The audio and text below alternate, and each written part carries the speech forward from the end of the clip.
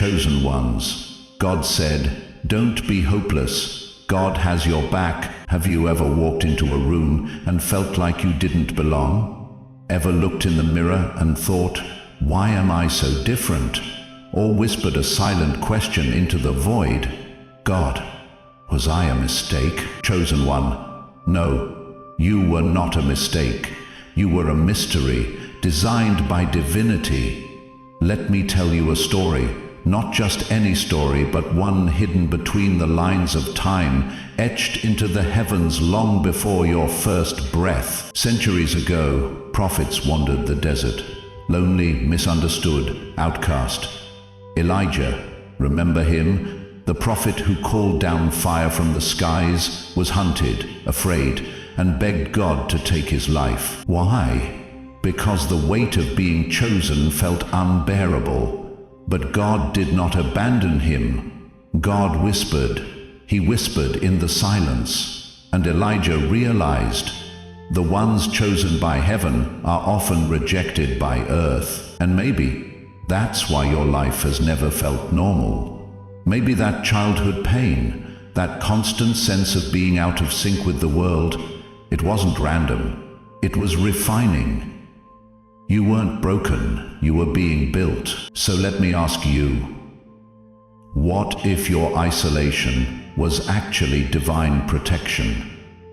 What if your deepest wounds are actually sacred marks of your assignment? Because here's the truth, chosen one. God didn't choose you because you were perfect. He chose you because you were willing. You were marked before birth. Heaven saw you before anyone else did. You've walked through storms that should have destroyed you, yet somehow you're still here. Why? Because your story isn't over. In fact, it's only just beginning. But now comes the part most people never reach. The part where you stop asking, "Why me?" and start asking, "What now?" Because what comes next will shake you, awaken you, and remind you of a truth you've forgotten. You are not becoming the chosen one. You already are. Are you ready to remember who you are? Let's begin. The signs. You are a chosen one. Have you always felt different, like no one really understands you, even when you're in a room full of people? Have you ever wondered, why do I feel so alone in a world that never truly sees me? Chosen one, that feeling, it's not a coincidence. It's a sign, and it's been with you since the beginning. Let me take you somewhere, back to a place where prophets didn't wear robes or crowns, but battle scars. Wilderness wanderers, exiles of their time. Moses, a Hebrew child raised in the palace of Pharaoh, torn between two worlds, never fully Egyptian, never fully Hebrew. He murdered a man, ran into the desert, isolated, rejected, and it was there, in that very exile, that God spoke to him through a burning bush. Not in a palace, not in a temple, but in his most broken, most hidden moment. Do you see it now? The pattern? The chosen are almost always rejected first, isolated not because they're weak, but because they're being set apart. Let me ask you, have you always felt like you didn't fit in? Were you the black sheep of your family, the one who questioned everything too early, who felt things too deeply? Did life seem harder for you than others? As if the universe, or God, or fate had you on a path no one else could understand. That's not a curse. That's a mark. A divine fingerprint on your soul. Here are the signs, real signs, that you may be one of the chosen. Chronic isolation. You've never felt at home in crowds. Friendships fade. People misunderstand you. But you don't chase. Your solitude has become your sanctuary. Early spiritual intelligence. As a child, you asked big questions. Why am I here? What happens when we die? You sensed things others didn't. You knew things without being taught. Unexplained protection. There were moments you should have been destroyed. Emotionally, physically, spiritually. But somehow, you survived. And not just survived. You grew. The inner pull. A deep knowing that you are here for something more, even if you don't have the words for it yet. Emotional sensitivity. You absorb energy. You feel deeply. You cry over what others ignore, because your soul feels the weight of this world. But here's the twist. Most people see these signs and think something's wrong with them. They go through life asking, why am I broken? Why can't I be normal? But you are not broken. You are not cursed. You're chosen. And being chosen doesn't mean comfort. It means calling. God doesn't anoint people to fit in. He anoints them to stand out. Let's stop right here. Because someone watching this is on the edge. You've been carrying shame for years, blaming yourself for being different, for being too much, for dreaming too big, for loving too deeply, for asking too many questions. But hear this, you're not too much. You were never too much. The world was just too small for your spirit. Chosen one, what if everything that hurt you was actually training you? What if that isolation was divine insulation? What if God has been whispering your name, and this message is just His way of reminding you? Let's go back to Scripture for a moment. Jeremiah 1:5, before I formed you in the womb, I knew you. Before you were born, I set you apart. Did you catch that? Before you were born, you were marked. Not when you got older, not when you got your life together, not when you became religious enough. Before. So, that ache inside you, that longing, that divine homesickness, it's the echo of a truth you once knew, and now you're beginning to remember. Now, let's be real. Being chosen doesn't mean life gets easier. In fact, it usually gets harder. Why? Because chosen ones aren't sent where it's easy. They're sent where the light is needed most. You are called to step into dark places and still shine, to walk through storms and still believe, to love even when unloved, to carry a message that some will mock, but many desperately need. So here's what I want you to do. If you've experienced at least 3 of these signs, and you know deep in your soul that something bigger is pulling you, comment 111 below. Not for me, for you. As a declaration, a line in the sand, a way of saying, I'm starting to remember who I am. You were not called to blend in. You were born to break patterns, to carry heaven's DNA in a world that forgot what heaven feels like. And now, you are awakening. This is just the beginning. Next, I'll show you why everything that hurt you was preparing you, because the wilderness is not the end. It's where your burning bush moment is about to begin. Stay with me, chosen one. Why the chosen ones suffer? Have you ever asked yourself, why did it start so early? Why did the pain come when you were still innocent, when you hadn't even learned how to defend yourself? And the real question, if God chose me, why did He allow this to happen to me? Chosen one, that question has haunted millions of gifted souls across centuries. But today, you'll see the answer. Let me tell you a story, a true one, not from fiction, but from fire. Thousands of years ago, in the shadow of Pharaoh's kingdom, there was a child named Joseph. His father loved him. His brothers hated him. He had dreams that reached beyond the stars. But instead of praise, he was thrown into a pit, sold into slavery, betrayed, forgotten. At 17, he was in chains. At 30, He was seated next to Pharaoh, second in command over all of Egypt. What happened in between? Pain, prison, preparation. Joseph wasn't being punished. He was being positioned. And what if your life has followed the same blueprint? What if the abandonment, the abuse, the betrayal were not to destroy you, but to refine you? What if, just like Joseph, your soul was sent into the fire not to burn, but to become unbreakable? Because God never sends fragile souls into sacred assignments. Let me explain. Something powerful and personal. The pain came early because the calling came early.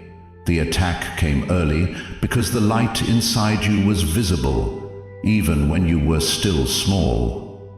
And the enemy, he doesn't wait until you're grown to come for you. He comes when you're vulnerable, when you can't explain the wounds, when you're too young to fight back but still carrying the spark of divine purpose.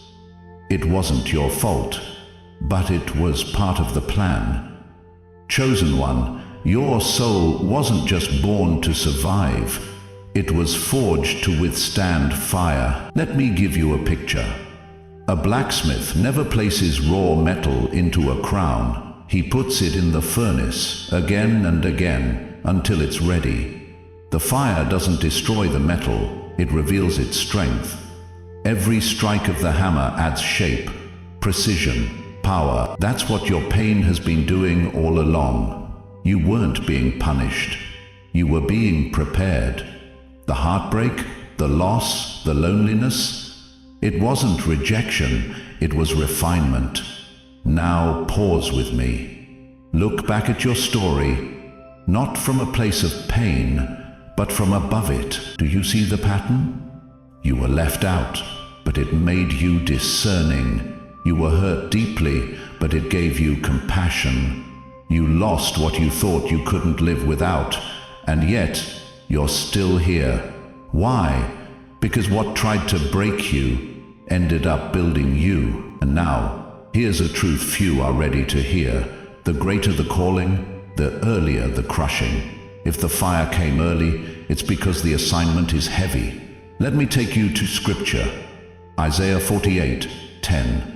I have refined you, but not as silver. I have tested you in the furnace of affliction. Chosen one. God didn't overlook you. He chose you for the furnace, because he knew that when others melt, you transform. When others give up, you rise again. So here's what I want you to do right now. If this resonates with your story, if you've suffered young but refused to surrender, if your pain has shaped your purpose, comment these words below. I forgive my past and I move forward. Say it out loud. Type it with intention. Release the weight you've carried too long. You are not what happened to you. You are what survived it. And the reason you're still breathing is because your story isn't finished. In fact, the next chapter is the one where it all starts to make sense, where the pit becomes the platform, where the pain becomes the message, where the chosen one rises not as a victim, but as a voice. So now, the only question left is, are you ready to step out of the fire and into your destiny? Because next, I'll show you why your isolation was never loneliness. It was divine strategy. Stay with me. Your awakening is just beginning. Don't be afraid of loneliness. It's preparation. Have you ever wondered why people walk away from your life without explanation? Why you suddenly outgrow friendships, lose relationships, or just don't feel connected anymore? And deeper than that, have you ever sat in silence and thought, God, why am I always alone? Chosen one. That silence, that space you're in right now, it's not abandonment. Let me tell you something most people don't realize. Loneliness for the chosen ones isn't punishment, it's preparation. And if that sounds too poetic to be real, let's walk back in time. There was a man, a carpenter, a miracle worker, a teacher.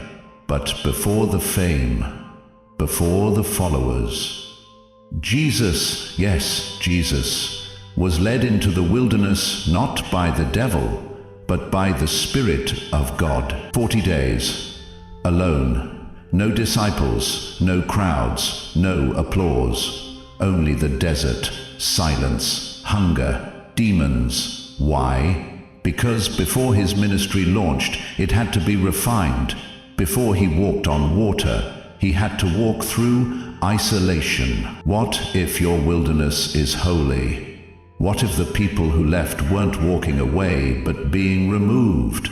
What if God isn't keeping people out, he's keeping you set apart? Think about it. You didn't lose friends. They were lifted from your path. You didn't lose the room. You outgrew the frequency. Here's the mystery.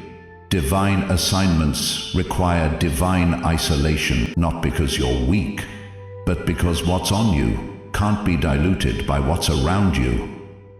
Let me tell you a secret, one that only chosen ones will understand. When God is about to elevate someone, he doesn't put them on a stage. He puts them in a cave. He hides them, strips them, and then rebuilds them.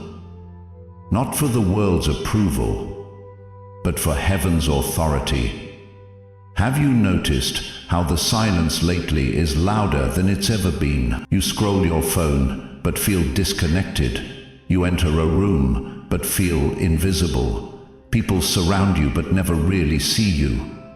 That's not failure, that's formation. Chosen one, you are not forgotten. You're being fortified. You are not being ignored. You're being insulated. God is not withholding love. He's building legacy.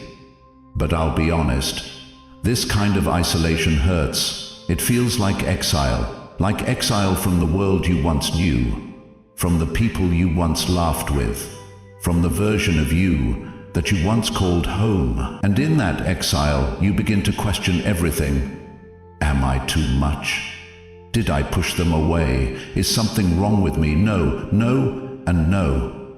Here's the truth. No one tells you. You were never meant to belong where God didn't assign you. You're not being buried. You're being planted. And planted things, they grow in darkness first. Let's go back to the story. David, before he was king, wasn't in a palace. He was alone, watching sheep. No one saw him. No one invited him to the battle. But when the time came, God didn't choose the warriors. He chose the shepherd in the field. Why? Because God doesn't elevate the loudest. He raises the ones who were faithful in solitude. Now, you might be asking, but why does it feel so painful? Why does this loneliness feel like a slow death? Because parts of you are dying. The people-pleasing part, the codependent part, the part that needed validation just to breathe, those pieces are burning off, so the real you, the anointed, awakened, untouchable you, can emerge. This is the cocoon. This is the womb. This is the waiting room of destiny. So what do you do in this season? You embrace it. You stop running from silence and start listening in it. You stop filling your life with noise and start tuning in to the voice that still whispers your name. You let solitude become your sanctuary, not your sentence. And you let the God who hid you heal you. Because when he calls you back out, you won't be the same. You won't seek approval anymore. You'll walk with authority. You won't wonder if you belong. You'll carry the atmosphere with you. You won't apologize for your light. You'll shine with boldness because you know you were lit by God. So, right now, if you feel like you've been abandoned, if the phone has stopped ringing, if the doors have stopped opening, if the people have stopped checking in, pause, breathe, listen. That's not the sound of punishment. That's the sound of positioning. God is creating room for the version of you the world actually needs. Not the diluted you, not the people-pleasing you, but the purified, powerful, prophetic you. Here's what I want you to do. If this message resonates, if this season of isolation has been quietly shaping you, type in the comments, "I embrace the silence. I walk with God." Let heaven see your agreement. Let hell hear your decision. And let your soul rise into the stillness like a warrior being reforged. This is not the end of your story. This is the season of becoming. God doesn't reveal his chosen to the crowd first. He reveals them to themselves. And when the time comes, when the refining is complete, when the oil is ready, the doors will open again. But you will never walk through them the same. Where chosen ones meet, no words needed, the souls know. Have you ever locked eyes with a stranger and felt like they weren't a stranger at all? Have you ever met someone new, but something deep in your spirit whispered, "I've known you before"? Chosen one, what if that wasn't déjà vu? What if it was divine memory? Let's get real for a moment. You've spent most of your life feeling like you don't belong, misunderstood, misaligned, misplaced, and just when you start accepting that maybe you're meant to walk alone, someone enters your life. And the moment they do, something shifts. You feel seen, not just on the surface, but in the soul. It's not attraction, it's recognition. It's not chemistry, it's frequency. Let me take you into a forgotten story, one of divine encounter. In the book of Luke, chapter 1, two pregnant women meet, Mary and Elizabeth. Mary carrying the Savior, Elizabeth carrying the forerunner, John the Baptist. Two wombs, two divine assignments. But listen to this. When Elizabeth heard Mary's greeting, the baby leapt in her womb, and Elizabeth was filled with the Holy Spirit. Luke 1:41.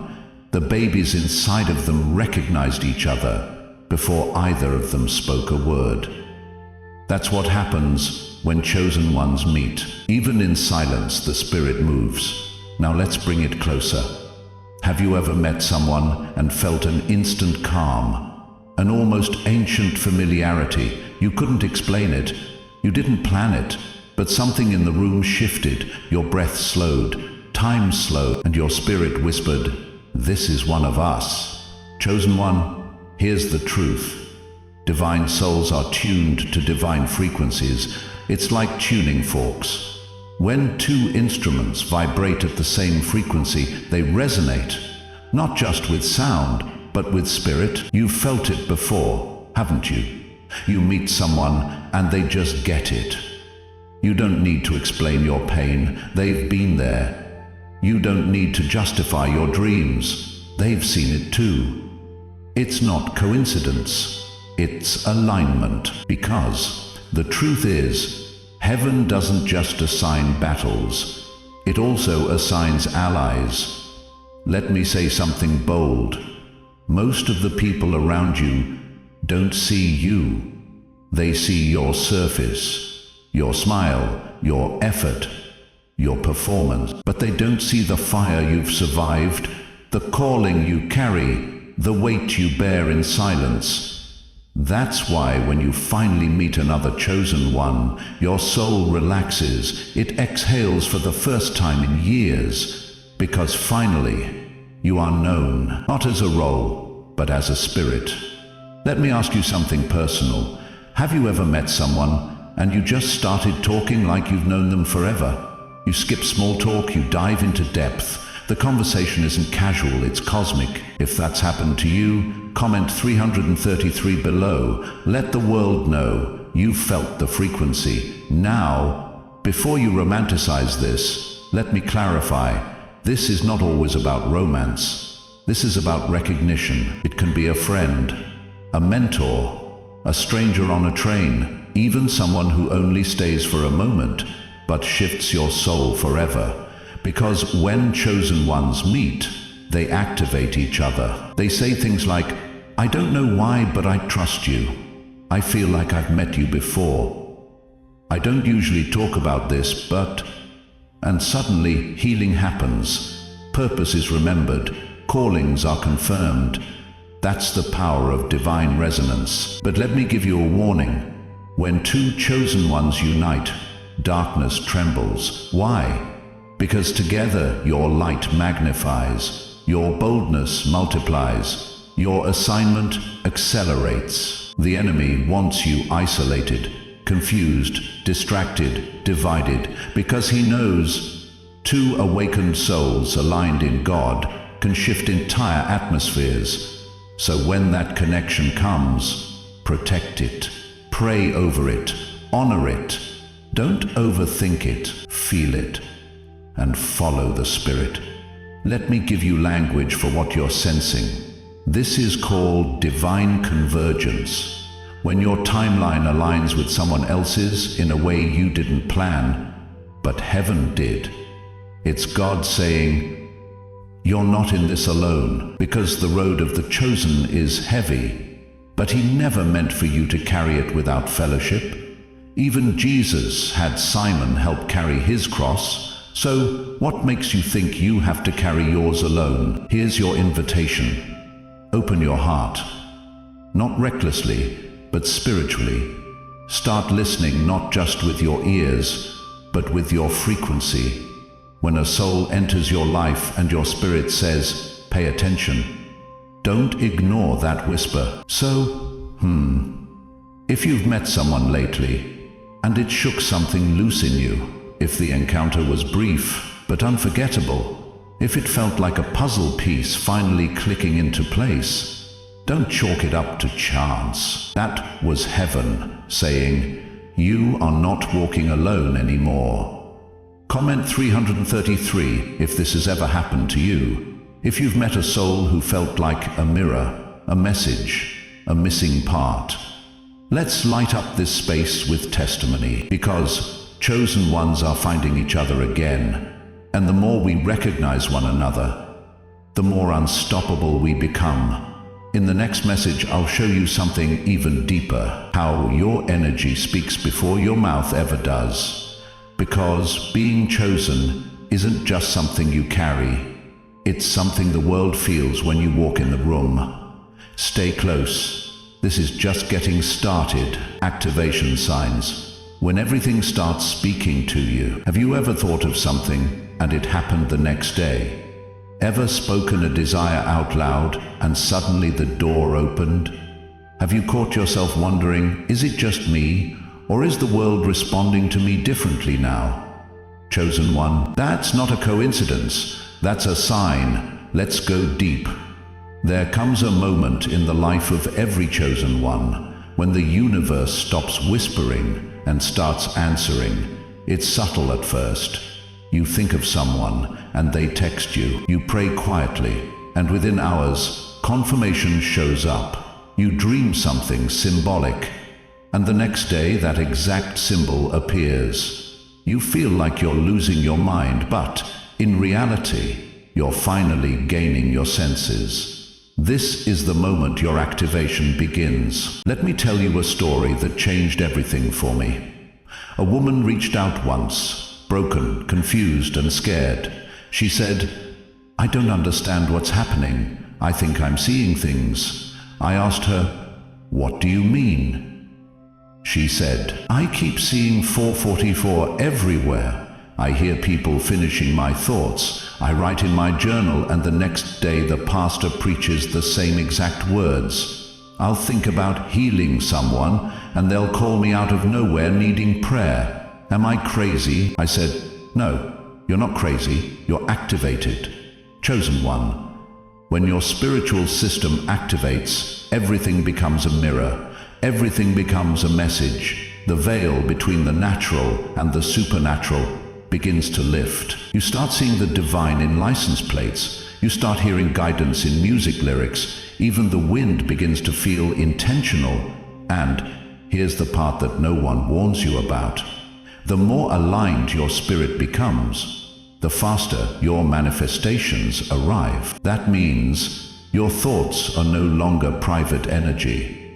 They are broadcasts, and heaven is tuned in. Let's not forget Elijah.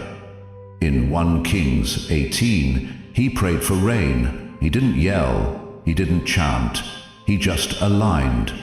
And the rain came. Heaven responds not to volume, but to vibration. That's why, when you're truly awakened, you don't have to scream for things to happen. You just have to be in tune. Now, pause. Let's talk about signs of activation. Here are the major ones. 1. Quick manifestations. You think something, and it happens, positive or negative. You begin to realize how sharp your thoughts are. This isn't magic. It's spiritual law obeying divine authority. 2. Deep intuition. You walk into a room and instantly know who's safe, who's fake, and what the energy is. You can feel lies. Not because you're paranoid, but because your spirit is decoding frequencies. 3. Emotional waves. You cry during sunsets. You get overwhelmed in nature. You feel everything deeper because your spirit is finally stretching beyond your body. 4. Unexplainable alignment. You keep seeing repeating numbers. 111, 777, 444. Songs follow you. Animals appear at key moments. It's not random, it's not superstition, it's synchronization. But here's the twist. Not everyone experiences this at the same pace. That's why it feels lonely. You try to tell someone, hey, I think God is showing me things, and they look at you like you've lost it. But you haven't lost your mind. You've awakened your soul. Let me ask you this. How many times has your intuition saved you, but you ignored it? How often have you felt the nudge and brushed it off? What if? Every single time you got chills. Every time your heart said, this isn't right. That was the Holy Spirit knocking. What if you've been speaking with heaven for years and just now started listening? Let me take you back to Moses. He stood before a bush that burned, but wasn't consumed. What made him turn aside? It wasn't the fire, it was the stillness of it. Something in his spirit said, pay attention. And that's when the voice spoke. God doesn't scream, he confirms. And when your spirit is tuned in, confirmation becomes constant. Chosen one, this is what happens when you're spiritually online. You begin to pull answers instead of chase them. You start receiving more than requesting. And the reason this feels so overwhelming is because you're learning a new language, energy. Here's what you must understand now, clearly, urgently. You are not just in this world anymore. You are now co-creating with the divine. And co-creators must be careful what they speak, what they feel, what they fear, because it all manifests. That's why your battles are more intense, why your thoughts carry more weight, why your words echo longer than before. It's because heaven has recognized your maturity and given you access. So what should you do now? Slow down, become conscious. Stop saying things you don't want to see grow. Instead of I'm tired, try I'm recharging. Instead of I can't, try God is equipping me. Instead of it's too late, say it's already aligning. Because your words are no longer just words, they are commands to the unseen. Let's ground this for a moment. If you've noticed that lately, what you speak happens. What you sense shows up. What you believe becomes. You're not delusional. You're in alignment. Comment 77 right now if this resonates. Not for the algorithm, but for agreement. Because when you declare it, you seal it. This isn't the end of your journey. It's the moment your true power begins. You are not manifesting because it's trendy. You're operating in the laws of the kingdom. You're not sensitive because you're emotional. You're spiritually online. You're not alone. You're surrounded by signs. Every moment, every shift, every alignment is God saying, I'm with you. I've heard you. I'm responding. Next, I'll reveal how to protect your energy, because once you're activated, not everyone deserves access to your field. Some come to align, some come to drain. Stay close. You've only just begun. What do 111, 777, 333 mean? Have you been seeing numbers everywhere? 111, 777, 333, on license plates, clocks, receipts, building addresses, over and over again? And deep down you've wondered, is this a coincidence? Or is something trying to talk to me? Let me tell you this, chosen one. You're not crazy. You're being contacted. And the sooner you realize that, you'll understand you've entered a realm most people never dare to see. Let me take you back a few years. A man walked into my office, 35, logical, business-minded, stoic. He said, I think I'm losing my mind. I asked him why. He said, every time I look at the clock, it's 111. Every parking ticket, every invoice, every receipt, it's got 111 on it. Then I started seeing 333, and now it's 777. I don't even believe in this stuff, but it won't stop, and I don't know why, but something inside me feels like it means something. I leaned in and smiled. You're not losing your mind, I said. You're starting to find your soul. Here's what most people don't know.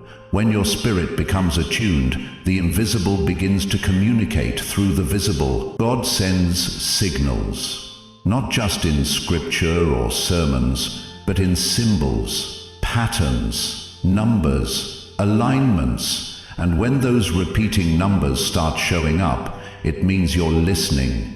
Your frequency has risen. You're now operating in a realm where heaven speaks without words. Let's decode it. Not with superstition, not with fluff, but with the clarity of someone who's walked through it and seen it unfold. 111.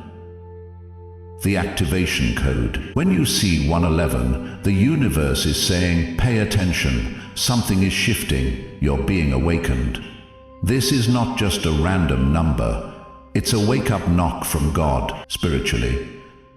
1 represents divine oneness, alignment, and a fresh beginning.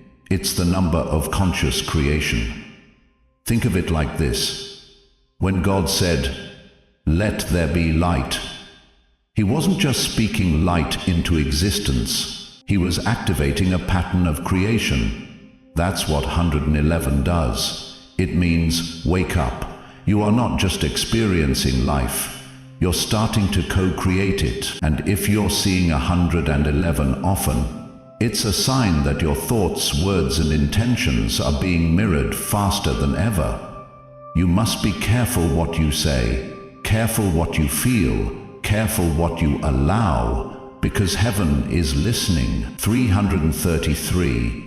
The presence code. 333 is a sacred trinity. It's the divine number of the Father, Son, and Holy Spirit. Body, mind, spirit. Past, present, future. It means you're not alone. When you see 333, it's heaven saying, we are with you. The presence of the divine surrounds you now. It often shows up when you're unsure, tired, frustrated, confused. It appears in your lowest valleys and your highest ascents. 333 is God reminding you, I have assigned angels to your path. I'm confirming your step. I'm sending help. It is the number of divine presence. And every time you see it, take a breath. your being re-centered. 777. The completion code. 777. When this shows up, something powerful is coming to a close. Something sacred is being fulfilled. 7 is the number of divine completion. The earth was created in 6 days, but on the 7th, God rested. He declared it done. When you see 777, it means the spiritual contract has been fulfilled. Now rest and prepare for what's next. 777 is a sacred thumbs up from heaven. It tells you you've passed the test. You've endured the silence. You've walked by faith long enough. Now the shift begins. It's not always followed by a miracle immediately. Sometimes it's followed by silence. But don't confuse that silence with absence. It's sacred stillness before the shift. Let me ask you a hard question. When these numbers started showing up, did you doubt yourself? Did you say, maybe it's just my brain playing tricks? But then they kept showing up again and again until your doubt was forced to kneel before your knowing. That's not a glitch in your thinking. That's a glitch in the matrix. You've broken through. You're no longer asleep. You're in sync. Here's the truth they don't want you to know. Most people go their whole lives never seeing the signs because they're not ready for the responsibility of recognition. But you're seeing them because you're activated. Heaven doesn't waste whispers on deaf souls. It only sends numbers to those whose spirits are open. You are not crazy. You are called. And the numbers? They're not predictions, they're confirmations. So what should you do when they appear? Simple. Pause. Acknowledge. Align. Each number is a sacred checkpoint. It's not a superstition. It's a conversation. Let it slow you down. Let it pull you back into alignment. Ask, what am I thinking right now?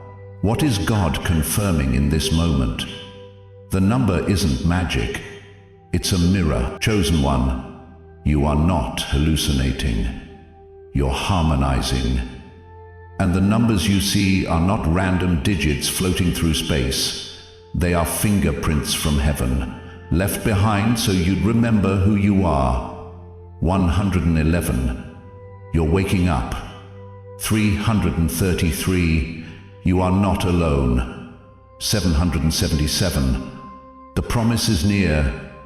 If any of these numbers have been following you, if you've whispered them to yourself but never told anyone because you were afraid of being judged, comment that number below. Let this space become a cathedral of confirmation. Comment 111 if you felt the awakening. 333 if you know you're being guided. 777 if you feel the shift coming. Let the numbers speak and listen. Next, I'll take you deeper into how your energy attracts experiences, because after the numbers comes the vibration. And not everyone you meet is meant to walk beside you. Some are signs, some are signals, some are spiritual distractions. But you'll know the difference. Stay with me, chosen one. You're not following numbers, you're following alignment, and heaven is already responding. The energy of a chosen one shifts the world. Have you ever walked into a room and suddenly everything got quiet? Have you noticed how people look at you, but not just with their eyes, with something deeper? And have you ever wondered why your presence seems to make some people light up and others shrink back? Chosen one? That's not charisma, it's energy. And the truth is, your energy changes things. This might sound strange, but your spirit has been speaking long before your mouth ever did. Your energy enters a space before your feet do. It stretches beyond your skin. It resonates, it vibrates, and the moment you arrive, the atmosphere adjusts. Not because you said anything, but because of who you are and what you carry. Let me tell you a story. Years ago, a young woman I knew began having unusual experiences. She wasn't a preacher, she wasn't famous, she wasn't loud. She was quiet, soft-spoken, always in the back of the room. But something followed her, or maybe it radiated from her. People would say, "I feel calm when you're around." Strangers would open up to her in the grocery store, spilling secrets they hadn't told their own family, and children, especially sensitive ones, would stare at her like they were seeing something sacred. One day, she told me, "It's exhausting. I walk into rooms and people feel better, but I leave feeling drained. Why?" I looked her in the eye and said, "Because you're not just entering spaces, you're cleansing them, chosen one. That's what your energy does. It shifts rooms, it calms storms, it exposes darkness, and sometimes that's why you get rejected without reason. People aren't always reacting to you. They're reacting to what your light reveals inside of them." Let me ask you something. Have you noticed that people either love you instantly or feel threatened before you say a word? You're not imagining that, because light makes hidden things uncomfortable. When you carry divine energy, you don't even need to confront people. Your presence confronts them. It stirs their spirit, it activates their conscience, and sometimes it triggers their demons. Let me take you to scripture. Jesus walked into a temple, and the demons inside a man cried out instantly. No preaching, no shouting, no warning, just presence. That's the kind of spirit you carry, a spirit that cannot be ignored, even in silence. But let's be honest, it's not easy, is it? Carrying that kind of presence is both an honor and a burden. It's a sacred weight, because being the light in dark places feels lonely. Being the peace in a room full of chaos feels draining, and being the one who senses everything can feel overwhelming. That's why some days you feel exhausted, not because you've done too much, but because you've felt too much. And no one knows, because they think you're strong, because you seem calm, because you make everyone else feel safe. But who makes you feel safe? Let me share this. You're not weak for needing rest. You're not broken for feeling drained. You're not selfish for protecting your peace. You are energetically responsible for your own soul, because when your light is powerful, so is your need for alignment. How do you stay grounded? How do you carry this sacred energy and not lose yourself in the noise? Here's the answer. You don't let your environment control your energy. You let your energy command the environment. That means you stop absorbing everything and start emitting intentionally. You begin your day in alignment. You speak protection over your space. You filter conversations. You monitor your thoughts. You pause before entering crowded rooms. You anchor yourself in stillness before the world tries to shake you loose. Because your energy isn't just a vibe. It's your assignment, chosen one. What you carry is not ordinary. That's why some people cling to you like oxygen and others run from you like fire. That's why animals trust you, why babies stare, why strangers confess, why broken hearts find momentary healing just by being near you.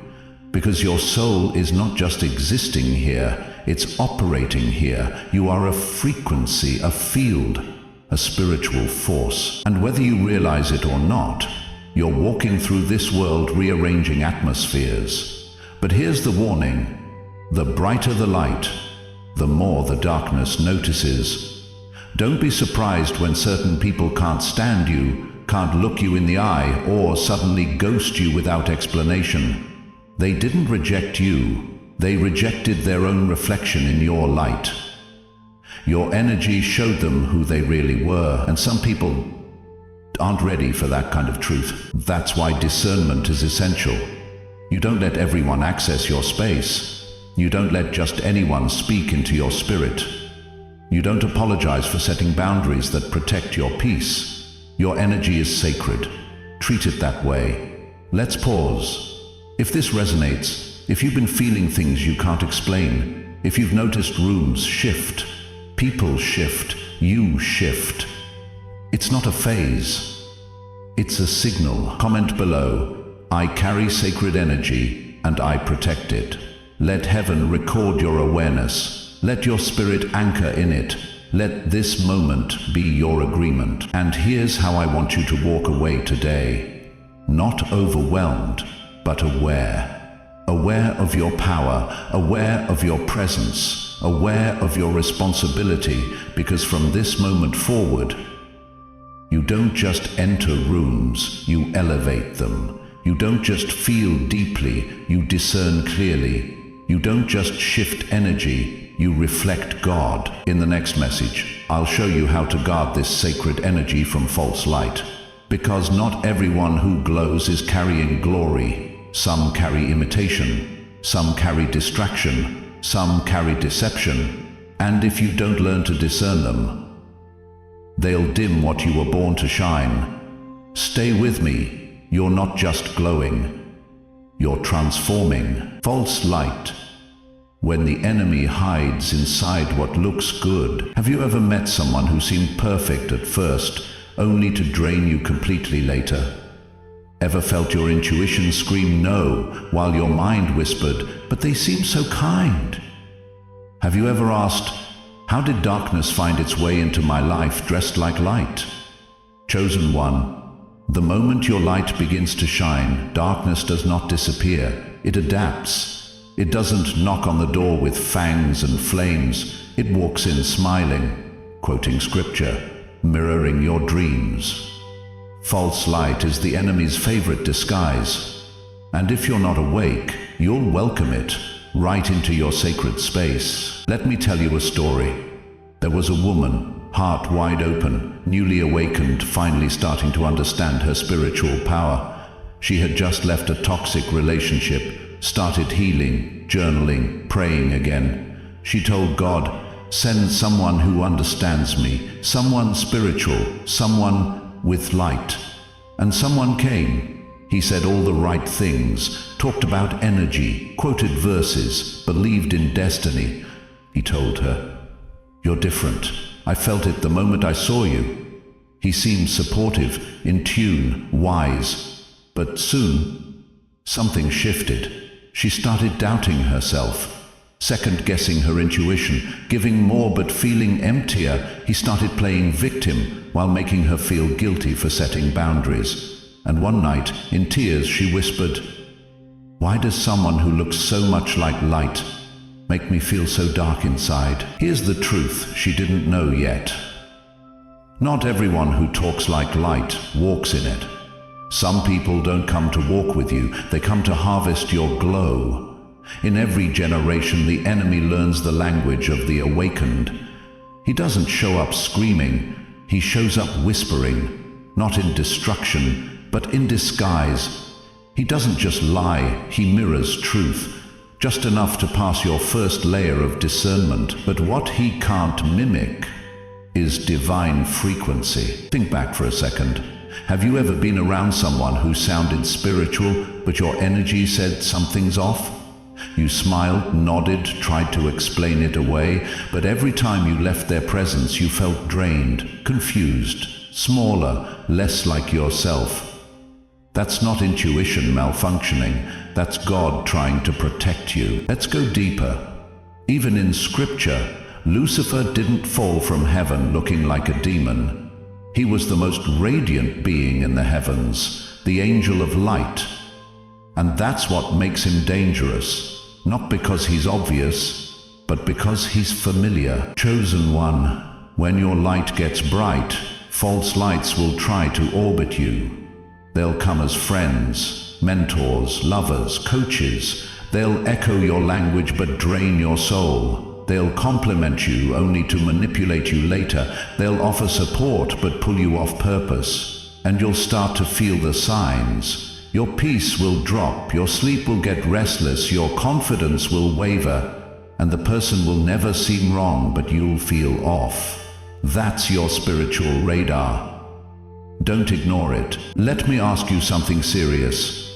Have you ever been so eager for connection that you overlooked the contradictions? Have you confused charisma for character, vibration for virtue, energy exchange for emotional manipulation? You're not alone. Even the wisest souls, when hungry for love, can mistake a candle for the sun. But here's the twist. The enemy doesn't fear your light, he fears your discernment. Because once you can see through the disguise, you become untouchable. So how do you tell real light from false light? False light flatters your ego. True light nourishes your spirit. False light rushes in. True light reveals itself slowly. False light wants to impress. True light wants to grow with you. And most of all, false light drains you. True light activates you. If someone's presence consistently pulls you away from peace, purpose, and prayer, it doesn't matter how spiritual they sound, that is not your tribe. Here's how you protect yourself. 1. Anchor in prayer daily. Let divine wisdom become your filter. 2. Watch how your body responds around them. The nervous system knows before the mind understands. 3. Set boundaries unapologetically. Real light doesn't dim when you say no. It honors it. 4. Listen to silence. What happens in the absence of their voice? If you feel relieved, it means everything. Let me give you a word of power. You don't have to fight false light. You just have to stop feeding it. Stop over-explaining. Stop second-guessing. Stop making excuses for what your spirit already knows. You are no longer a match for manipulation. You are no longer compatible with confusion. You are awakening. And that awakening will start to make everything that's fake fall away. If you've ever experienced this kind of energy vampire, someone who looked like light, spoke like light, but left you empty, comment below. I choose awareness. This is how we reclaim our peace. Not by living in fear, but by living in truth. Chosen one, your light is not fragile, but it must be guarded. Not with fear, but with fire. You were not lit to entertain shadows, you were ignited to expose them. And now you know what to watch for. Trust your discernment. Honor your energy. Listen to your inner knowing. You are not being paranoid, you are being protected. And next, I'll show you how to sharpen your discernment even more, because after false light comes the test of false purpose. And that's where most chosen ones get stuck. But not you. You're not just glowing, you're guided. Stay with me. You're not just awake. What is rapid manifestation? Why does everything you think become reality? Have you ever thought about someone and they called you moments later? Have you ever worried about something and it unfolded exactly the way you feared?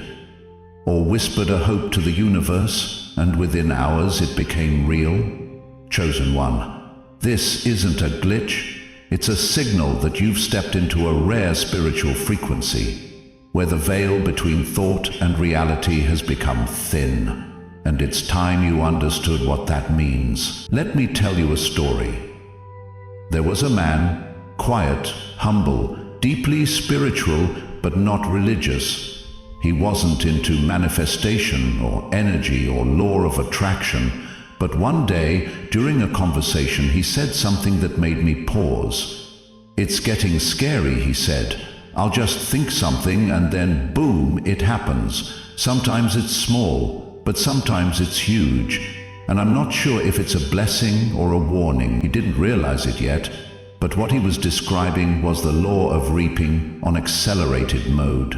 Because when you're chosen, your spiritual timeline doesn't operate like everyone else's. You see, for most people, the law of sowing and reaping feels slow. They plant a thought or a word, and the harvest comes months or years later. But for you, the seed blooms instantly. Why? Because you are no longer just existing, you're now co-creating. The energy of a chosen one carries weight. It's not casual, it's spiritual currency. What you say spends, what you feel sends, what you think shapes reality. Let's go deeper. Rapid manifestation is not about magic. It's not about thinking positive and hoping for the best. It's about alignment. And when your mind, your emotions, and your spirit become aligned with divine energy, you don't just believe things into being, you broadcast them. It's like being handed a spiritual microphone, but instead of sound, you're transmitting frequency, and heaven is tuned in. But here's the warning. This power does not discriminate between light and shadow. It simply amplifies what you carry, which means if you think fear, you will attract reasons to fear. If you speak lack, you will see lack. If you imagine betrayal, you will start sensing it, even from those who love you. That's not punishment. It's precision, because when you're activated, the universe doesn't ask whether you're sure, it just responds. Let me ask you this. How many times have you said, I just had a feeling this was going to happen, and it did? Or told someone, I knew that person was going to leave, and they did? Or thought, watch something go wrong now, and something did? That's not coincidence. That's energetic creation. And the scariest part? Most people manifest their fears faster than their faith. Here's the turning point. When you recognize your words as spiritual seeds, you no longer speak casually. You speak consciously. You don't just say, I'm tired. You say, I'm recharging. You don't just say, nothing ever works for me. You say, everything is aligning, even if I don't see it yet. You don't just say, I'm unlucky. You declare, I'm learning. Because every sentence you speak sets a structure in the unseen realm. It's returned to ancient wisdom. There's a verse that says, life and death are in the power of the tongue. But for chosen ones, that verse is more than metaphor. It's mechanics. Your words are not just expressions, they are architects. And once you awaken, your inner world begins building your outer world in real time. There's the wake-up call. Let me ask you something dangerous. What are you harvesting right now that you might have accidentally planted? Was it fear, doubt, self-blame, bitterness, exhaustion? Have you been watching your life unfold and wondering why things are moving so fast in the wrong direction? Here's the wake-up call. You can no longer afford to be careless with your energy. Because the universe is no longer filtering your requests, it's fulfilling whatever you're aligned with. So how do you shift it? How do you make sure you're manifesting light, not shadows? 1. Watch your thoughts. They are not private anymore. They're spiritual emails being sent into creation. 2. Check your emotional climate. Are you broadcasting anxiety or peace? Because heaven listens to feeling, not just words. 3. Speak what you want, not what you fear. Stop repeating the problem, start announcing the solution. 4. Protect your environment.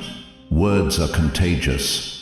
Don't let other people's panic pollute your prophecy. Here's what I want you to remember. Rapid manifestation is not a gift you can turn off. It's a sacred responsibility. You are not just reacting to life, you are shaping it. And from this day forward, you must walk with awareness, because your next thought might be your next reality. Let's make this real. If this message resonates, if you've been seeing things move fast in your life, and you know you've stepped into a new spiritual speed, declare it with intention. Comment, I plant only light. Let the spiritual realm hear it. Let your energy field adjust. Let your soul agree. Chosen one, you were never meant to beg life for crumbs. You were built to speak things into existence. But the power that creates can also destroy, and the difference is awareness. Don't use your gift to replay fear, use it to reveal faith. Don't manifest from trauma, manifest from truth. Your energy is a blueprint, and heaven is always building. In the next part, I'll guide you through how to anchor your vibration so that your manifestations don't come from emotion, but from alignment, because manifesting fast is powerful, but manifesting right is sacred. You're no longer just alive, you're activated. And now the world responds to you. Living with purpose, it's no longer a choice, but a sacred necessity. Have you ever tried to go back to who you used to be and couldn't? Have you ever sat in a place that once felt like home, only to feel completely out of place? Have you ever looked around and realized you can't unsee what your spirit now knows? Chosen one, once you awaken, you can't go back. Once you've seen truth, illusion becomes suffocating. Once your soul remembers its mission, comfort feels like a trap. You are no longer just a seeker. You are now responsible for what you've seen. And that is both holy and heavy. Let me take you to a story. There was a man, decades ago, living a simple life. He had his routine, his people, his peace, until one night a whisper came, not loud, not dramatic, but it pierced everything. Leave this land, go to the place I will show you. That man was Abraham, and that whisper, it rerouted history. He left everything familiar, not knowing where he was going, but knowing why, because when purpose calls, you don't need the whole map. You just need to say yes. Chosen one, you've heard that whisper, haven't you? The nudge, the knowing, the fire you can't explain, and maybe you've tried to ignore it, tried to go back to normal. But here's the truth. You don't get to go back, because you're not who you were anymore. You've been marked, sealed, activated, and that means living with purpose isn't a luxury. It's your spiritual contract. You've probably noticed it. The old friendships feel shallow. The jobs you once tolerated now feel soul-crushing. The conversations around you feel empty. You're not crazy. You're calibrating. Your frequency no longer matches the world you used to call home, because your soul is craving assignment, not attention, not comfort, not success, but mission. But here's the hard part. Purpose doesn't always feel good. It feels heavy before it feels holy, because walking in purpose requires spiritual discipline. Not vibes, not moods, not convenience. It's spiritual discipline. A soul-level submission to divine timing and divine truth. So let me ask you, what are your daily rituals for alignment? Do you start your day with intention or distraction? Are you feeding your spirit or just your scrolling? Are you choosing stillness or running from silence? Because let me tell you something sharp. High calling requires high frequency, and high frequency requires daily maintenance. You have to build the atmosphere it can land in. Let me show you something that most won't tell you. Purpose doesn't feel like fireworks. It feels like clarity in the storm. It's not about doing what looks good. It's about doing what feels divinely assigned. Sometimes that means saying no to opportunities that flatter your ego because they don't feed your soul. Sometimes it means showing up even when you're tired, because obedience isn't based on feelings. And sometimes it means walking alone, because the crowd you used to please can't walk where you're headed. Let me say something bold. If you think this awakening is about you feeling good, you've missed it. This isn't about you feeling elevated. It's about you being entrusted. There are souls waiting on the other side of your yes. There are chains that will never break if you stay distracted. There are destinies attached to your obedience. You were not awakened just to glow. You were awakened to build. Clued in. And if you delay your alignment, you delay someone else's liberation. So now, what will you do with your awakening? Will you flirt with purpose on the weekends? or will you marry it daily? Will you live by emotion or by assignment?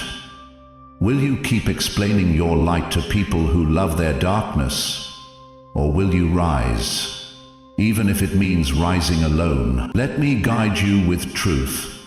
Purpose costs comfort.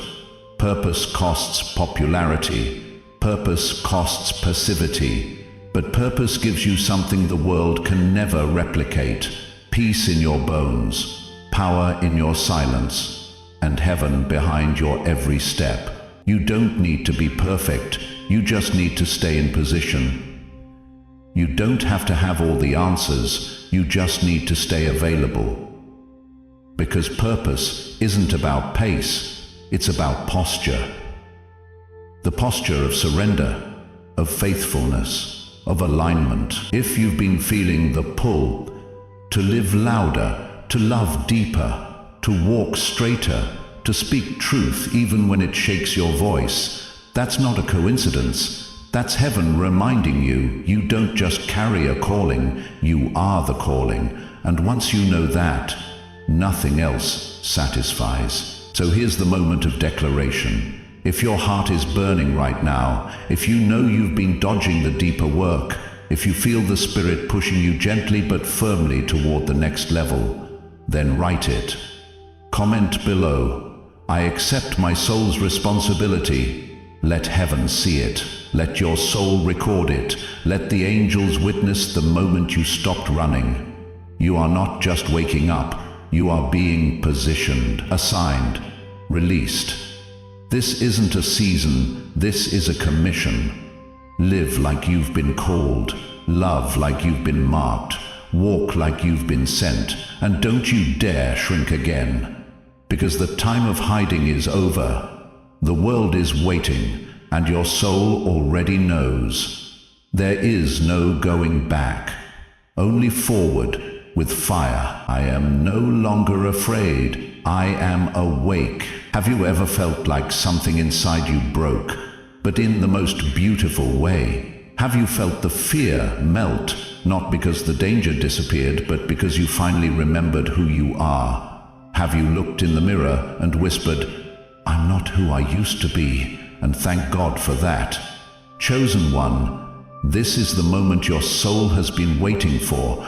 Not a beginning, not an ending, but a becoming. There's a point in every journey where the fear of staying small becomes greater than the fear of rising. And that's where you are now. You've walked through doubt. You've faced the void. You've seen the shadows try to pull you back. But something in you kept saying, not this time, because you've changed, you've awakened, and now you can no longer pretend you're asleep. Let me take you back. There once was a man who hid in the belly of a fish, not because he was evil, but because he was afraid of his assignment.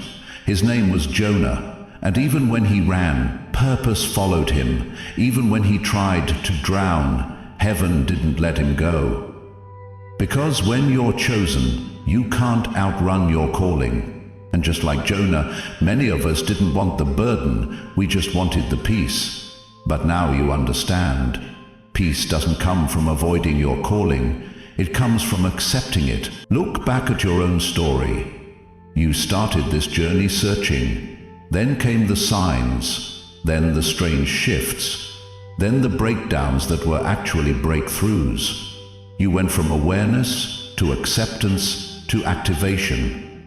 And now you are entering your next phase, assignment. But here's the truth no one tells you. Awakening isn't glamorous. It's gritty, it's lonely before it's powerful. It hurts before it heals. It strips before it reveals. But once you've seen behind the veil, you can't go back to small talk, fake smiles, or shallow living. You were born to shift atmospheres. You were crafted to carry light through chaos. You were designed to disturb darkness with presence alone. And now you are ready. Hello, Jen. Let me ask you something, chosen one. What would your life look like if you finally lived like you believed in your own divine activation? What would happen if you showed up with unapologetic clarity? What would change if you stopped dimming your voice to fit in with people who were never assigned to your purpose? You are not fragile. You are forged. Your fears were fire. Your past was preparation. Your pain was prophecy. And now, your life is permission. Say it out loud, right now, wherever you are. I embrace my divine activation. Say it until every cell in your body remembers, until every lie of unworthiness leaves, until every fear that ever chained you burns off in the light of your truth. You are no longer available for doubt. You are no longer aligned with delay. You are no longer enslaved to fear. You have arrived in the realm of responsibility, the realm of spiritual maturity, the realm of soul-led movement. And this time, you're not walking quietly. Here's the final lesson. This journey was never about you alone. You didn't wake up just to feel better. You woke up to become the light someone else was praying for. You've been sent. You've been chosen. And now, it's time to shine responsibly. So here's your mission. Share this message with one soul you know is ready to awaken. Don't hold this fire in your chest. Someone needs to hear these words. Someone needs confirmation. Someone's soul is whispering, there must be more. And you are the sign. Let's seal this together. In the comments below, write, I accept my soul's mission. I embrace my divine activation. Let your voice echo beyond this screen. Let your agreement with heaven be seen. Let this be the moment your spirit stood up fully, because from this moment on, you don't just walk awake. You lead others home. You are no longer afraid. You are no longer small. You are no longer waiting. You are here. You are ready. You are chosen.